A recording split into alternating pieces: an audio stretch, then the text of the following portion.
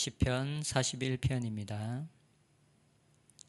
가난한 자를 보살피는 자에게 복이 있으며 재앙의 날에 여호와께서 그를 건지시리로다. 여호와께서 그를 지키사 살게 하시리니 그가 이 세상에서 복을 받을 것임이라. 주여 그를 그 원수들의 뜻에 맡기지 마소서. 여호와께서 그를 병상에서 붙드시고 그가 누워있을 때마다 그의 병을 고쳐주시나이다. 내가 말하기를 여호와여 내게 은혜를 베푸소서. 내가 주께 범죄하여 싸우니 나를 고치소서 하였나이다. 나의 원수가 내게 대하여 악담하기를 그가 어느 때에나 죽고 그의 이름이 언제나 없어질까 하며 나를 보러 와서는 거짓을 말하고 그의 중심에 악을 쌓았다가 나가서는 이를 널리 선포하오며 나를 미워하는 자가 다 하나같이 내게 대하여 수군거리고 나를 해하려고 꾀하며 이르기를 악한 병이 그에게 들었으니 이제 그가 눕고 다시 일어나지 못하리라 하오며 내가 신뢰하여 내 떡을 나누어 먹던 나의 가까운 친구도 나를 대적하여 그의 발꿈치를 들었나이다. 그러하오나 주 여호와여 내게 은혜를 베푸시고 나를 일으키사 내가 그들에게 보응하게 하소서. 이로써 내 원수가 나를 이기지 못하오니 주께서 나를 기뻐하시는 줄을 내가 알았나이다. 주께서 나를 온전한 중에 붙드시고 영원히 주 앞에 세우시나이다. 이스라엘의 하나님 여호와를 영원부터 영원까지 송축할지로다. 아멘, 아멘. 우리가 잘 알고 있는 것처럼 시편은 5권으로 이루어져 있습니다. 시편 1편부터 시작해서 오늘 시편 41편까지가 제1권입니다. 시편 1편은 복 있는 사람은 이라는 말로 시작합니다. 어떤 사람이 복 있는 사람이며 또 악인들에게는 어떤 결과가 있는지를 보여주고 있습니다. 그런데 오늘 본문 시편 41편 역시 시작을 복이 있으며 라는 말로 시작하고 있습니다. 우리 한글 성경에는 순서가 다르게 나오지만 원어를 보면 시작이 복이 있으며 라는 말로 시작합니다. 우리가 알고 있는 것처럼 시편을 편집한 사람이 1권을 편집하면서 의도적으로 복이 있는 사람이라는 주제로 제1권을 다루고 있다는 것을 볼 수가 있습니다. 그래서 시편 제1권의 맨 처음과 시편 1편과 맨 마지막 41편에 복 있는 사람이라는 이 말로 이 시편을 시작하고 있습니다. 이처럼 성경은 복이 있는 사람이 어떤 사람인지를 우리에게 알려주기를 원하고 그리고 우리들이 복이 있는 사람이 되기를 원하는 것을 볼 수가 있습니다. 예수님도 산상수훈을 시작하시면서 8복의 8가지 복을 이야기하시면서 매 복마다 복이 있다라는 말로 8복을 시작하고 있습니다. 세상이 말하는 복과 성경이 말하는 복이 때로는 비슷한 부분도 있고 때로는 다른 부분도 있기 때문에 우리는 성경이 말하는 복이 무엇인지를 정말 잘 분별하는 것이 중요한 것 같습니다. 왜냐하면 성경은 복에 대한 이야기를 굉장히 많이 하고 있기 때문입니다. 시편 1편에서는 복에 대해서 이야기할 때 하나님과의 관계에서 그 답을 찾았습니다. 복이 있는 사람은 여호와의 율법을 즐거워하여 그 율법을 주야로 묵상하는도다라고 하면서 하나님과의 관계에서 참된 복이 온다라는 것을 말하고 있습니다. 하나님을 기뻐하고 그리고 그분의 말씀을 기뻐하고 그래서 그 말씀대로 살아가기 위해서 그 말씀을 주야로 묵상하는 것입니다. 그런데 오늘의 본문은 시편 1편과는 좀 다르게 하나님과의 관계에서보다 사람과의 관계에서 참된 복에 대한 이야기를 하고 있습니다. 1절에 보면 가난한 자를 보살피는 자에게 복이 있으며 여기서 가난한 자란 표현은 단지 재정적인 부분에서 어려움을 겪고 있는 자들뿐만 아니라 병에 걸린 자, 절망 중에 있는 자, 고통을 겪고 있는 자 등 모든 어려움 가운데 있는 자들을 일컫는 말이라고 할 수가 있습니다. 우리가 마태복음 25장에서 예수님께서 재림하실 때 사람들을 양과 염소로 나눌 때 하신 말씀을 보면 주일 때, 목마를 때, 나그네 되었을 때, 헐벗었을 때, 병들었을 때, 옥에 갇혔을 때를 이야기하고 있습니다. 곧 이 모든 상황에 처한 자들을 가난한 자들이라고 그렇게 명할 수가 있습니다. 단순히 재정적인 문제뿐만 아니라 어려움과 관련된 모든 상황에 처한 자들을 가난한 자들, 그리고 이러한 사람들을 돌보는 자들에게 복이 있다라고 시편 41편이 이야기하고 있습니다. 그래서 영어 성경 NASB에서는 이 가난한 자들을 도울 자가 없는 자라고 말하고 있습니다. 도울 자가 없는 자들을 돕는 자들에게 복이 있다, 이렇게 번역하고 있습니다. 사도행전의 고넬료 이야기를 보면 하나님께서 이방인이었던 고넬료를 기억하셨습니다. 그런데 하나님께서 고넬료를 기억하실 때 하셨던 말씀을 보면 사도행전 10장에 보면 고넬료가 주목하여 보고 두려워 이르되 주여 무슨 일이니까? 천사가 이르되 내 기도와 구제가 하나님 앞에 상달되어 기억하신 바가 되었으니 라고 말하고 있습니다.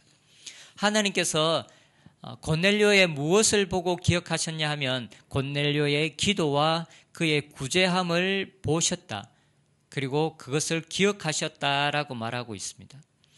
우리가 굳이 여러 성경 구절을 이야기하지 않더라도 성경이 가난한 자들을 돕는 것을 얼마나 강조하고 있는지를 우리가 모두 다 잘 알고 있습니다. 그래서 우리 교회도 어려운 지역 주민들을 돕기 위해서 1년에 2번씩 지역 주민들을 돕기도 하고 있습니다. 그만큼 성경은 가난한 자들을 돕는 것, 어려움 가운데 있는 사람들에게 관심을 가지고 그들을 돕는 것이 얼마나 중요한지 자주 말하고 있습니다. 그런데 우리가 어려운 사람들을 도와야 한다는 것을 아는 것과 실제로 우리의 삶에 그것을 실천하고 있는가 하는 것은 조금 다른 문제입니다. 많은 경우 우리가 알고 있지만 실제적인 우리의 삶에서 그렇게 살고 있지 않은 경우가 많은 것 같습니다. 이 시간에는 우리의 상황들을 좀 살펴보았으면 좋겠습니다.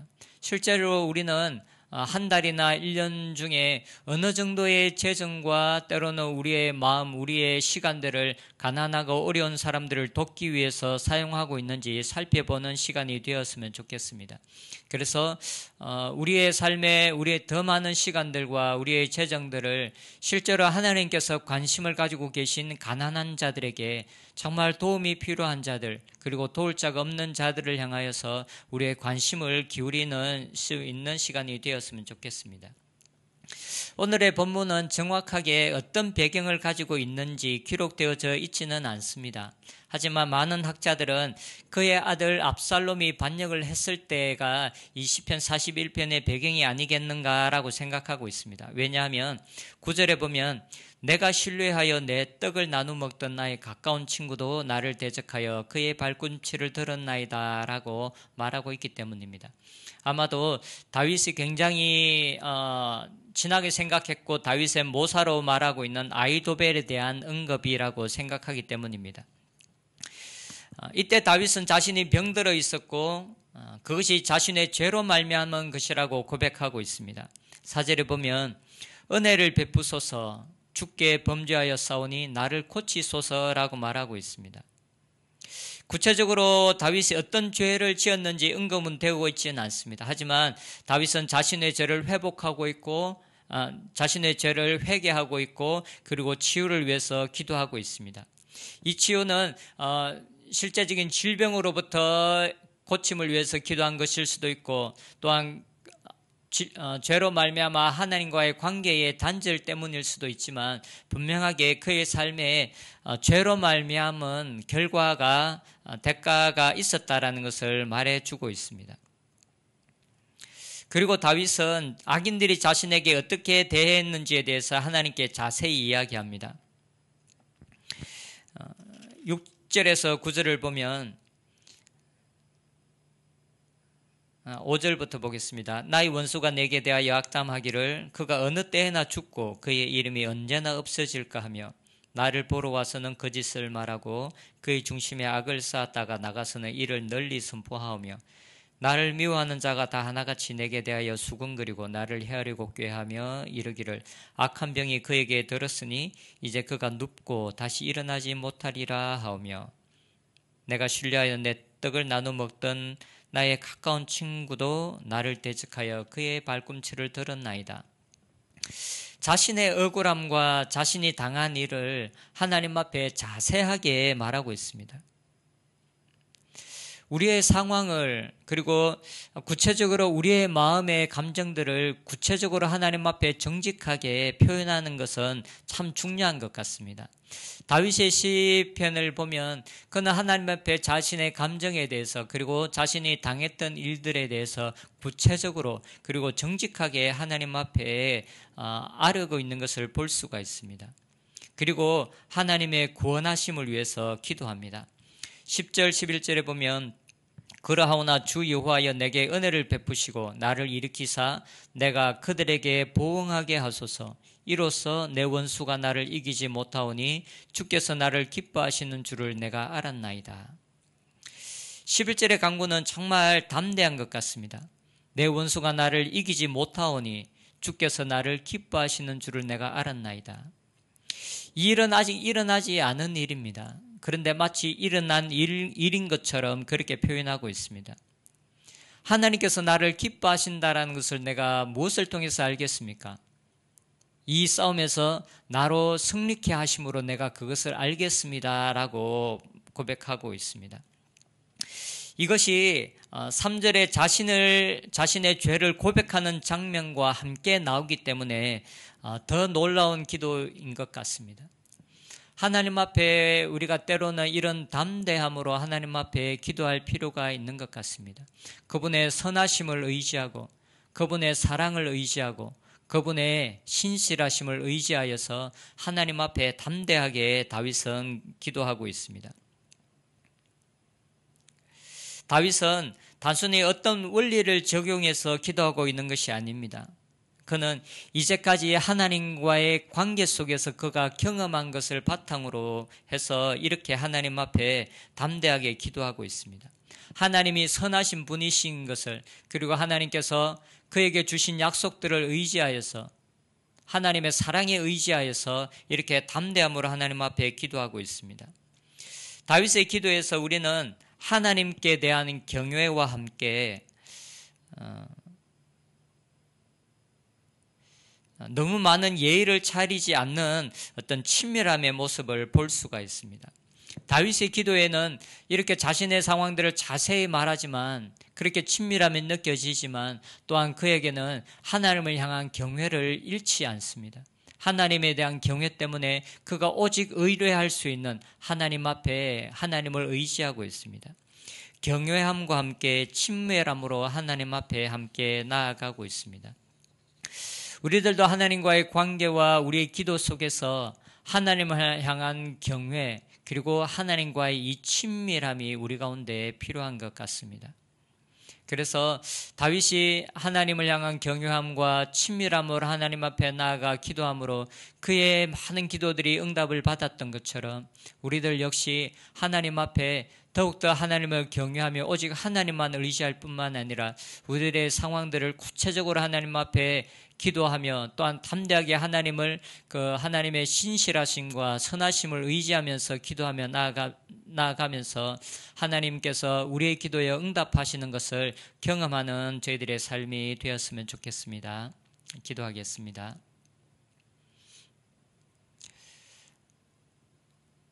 하나님은 가난하고 정말 도울 자가 없는 자들, 지금 도움이 필요한 자들을 돕고 그들에게 선을 행하는 것을 하나님 기뻐하시는 주님, 우리의 삶도 우리 자신뿐만 아니라 우리 주위에 가난하고 어렵고 힘든 자들을 돌아보는 자들이 되게 하여 주시옵소서. 누구도 도울 자가 없는 자들을 하나님께서 돕기를 기뻐하시고, 그리고 그 일에 누구를 사용할까 찾고 계시는데 하나님, 저희들이 그러한 자들을 돕고 우리가 그들을 향하여 우리의 시간과 우리의 물질들을 사용할 수 있도록 은혜를 베풀어 주시옵소서. 그래야 우리의 환난의 때, 우리의 고난의 때, 우리가 긍휼이 필요할 그때에 하나님께서 우리를 긍휼히 여기시고 우리와 함께 하시고 우리를 구원하시는 하나님을 경험할 수 있도록 은혜 내려 주시옵소서. 예수님의 이름으로 기도드립니다. 아멘.